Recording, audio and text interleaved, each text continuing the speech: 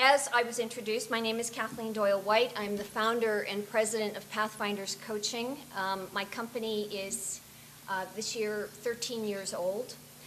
We do about 70% business coaching and about 30% individual coaching. And I'd really like to start off by giving you a definition of what a coach is. This is kind of ironic. When I started my business 13 years ago, I looked up in the dictionary what the definition of coach was. And what it says is still the same. It says a large horse-drawn, four-wheeled carriage, usually enclosed.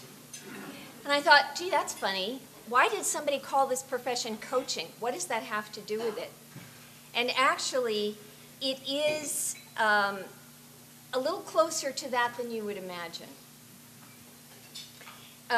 Coaching is really about accepting what is and moving forward. It's all about movement. It's all about being able to see where you are, and if you want to move in a certain direction, you often hire a coach to help you move in that direction. So it's really about getting from one place to another. It's really about getting beyond obstacles, whether it's going around them or leaping over them or tripping over them, as I did.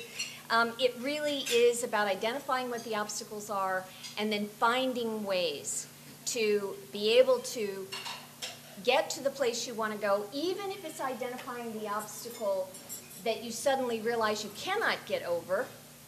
Maybe then what you have to do is take a different path altogether. And coaches are very, very good at helping people identify different ways to move forward. So I'm often asked this question: what's the difference between coaching, training, mentoring, counseling, and consulting? So I think that training and mentoring are really about teaching people things they do not already know. When you train someone, you give them tools, you give them techniques. When you're mentoring somebody, it's usually because you have more experience doing something, and you mentor someone by offering them the benefit of your experience. I believe that counseling is really about healing in its basic foundation. And consulting is when you give something to your client also that they don't already have, either a process or a product. But coaching is very, very different fundamentally.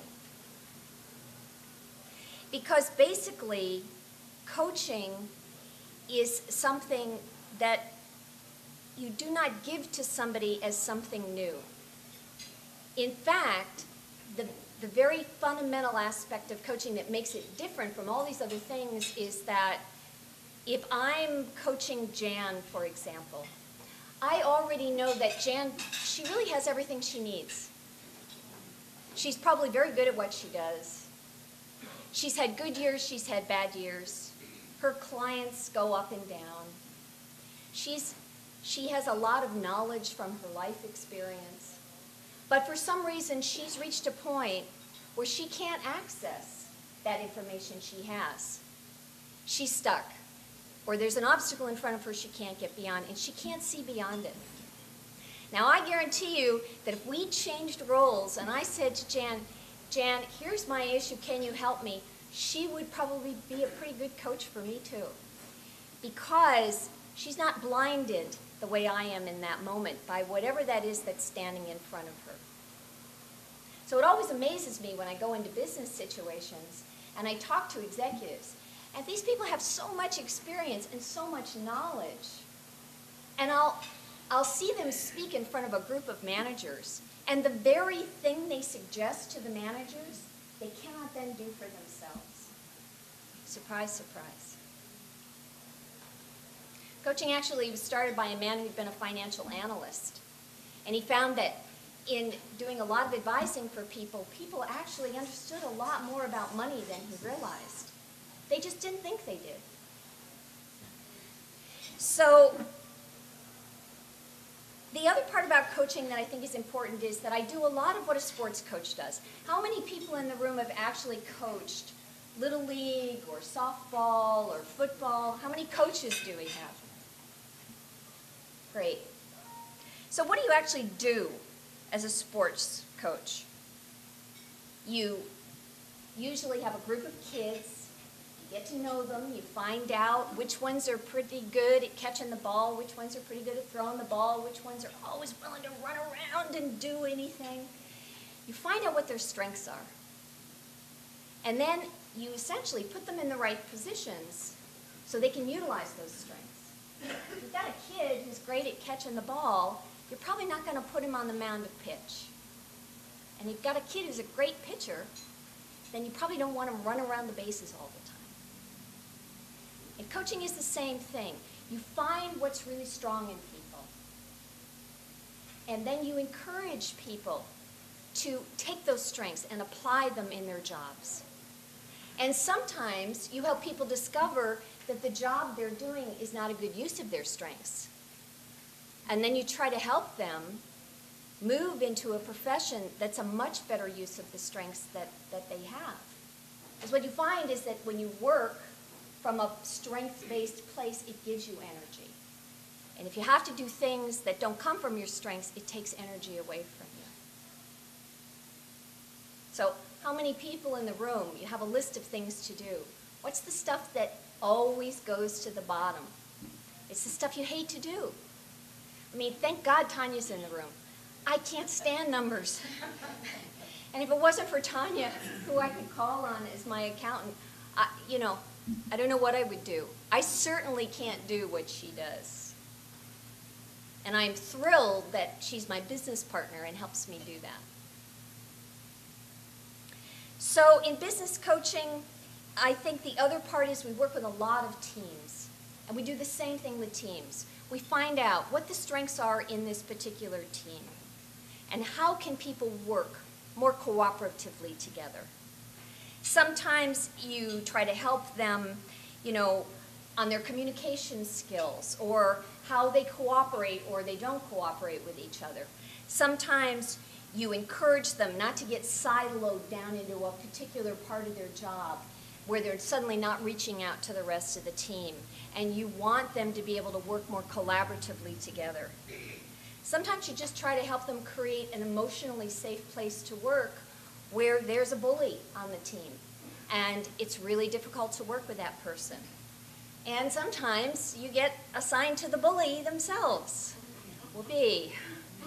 And basically what you do is try to help that person change their attitude and their behaviors so that they serve themselves as well as the rest of the team. When I'm working with individuals, I really try to help them create more of what they want for themselves. Sometimes it's a better balance between how much time they spend at work and how much time they spend with their families. Maybe it's helping them try and get their next promotion. Sometimes it's dealing with going from having had a career to retiring. Sometimes it's dealing with the loss of a loved one. It's a very personal kind of relationship when you're doing one-on-one individual coaching. So what I said is what makes coaching fundamentally different is that you all have what you need. My job is to help somebody access that, apply it to their current situation, navigate through some pretty difficult waters, and get past the obstacles that are put in front of you. I had a client who was the president of Fortune 500 company once who said, geez, he said, you're talking about all the stuff I learned in kindergarten. He said, how did I forget that? And I said, yeah, my job is to help remind you of what you already know but you couldn't remember. So I'm happy to say in the 13 years that I've been coaching, I've helped many teams and people really make changes for the better. That's the part of my job that I love the most. There's nothing like having somebody say to you, my God, you changed my life. I had 3 aha moments last week. At one large client, a very large financial institution, I helped them improve their customer service quality by 25% within a 2-year period. We got showcased by the rest of the bank for the work that we did. At another, we took a group of managers who were not speaking to each other based on a hostile merger. After 18 months, not only were they speaking to each other, but now after 12 years, they bonded so much that they still write to each other, even on email, even though they work for different companies and with different teams. In another case, I helped a high-level engineering manager from Intel who was traveling 80% of the time leave Intel and buy a hardware store in the Midwest. It was his lifelong dream. And it was pretty great. I get a postcard from him every once in a while and an email, and after he'd been there about 7 months, it was September, his kids were going back to school, and he wrote to me and he said, I finally feel as though I've really accomplished something. And I thought, gosh, what's that? And he said, I sat at breakfast with my kids this morning, which, oh, by the way, I never could have done before because the store doesn't open till 10, right? And I realized that not one of my children had on a designer t-shirt. And I think that's a real accomplishment. So you never quite know how your feedback's going to come, but it's pretty great. In another case, I helped a small business with 5 employees figure out what they each personally valued.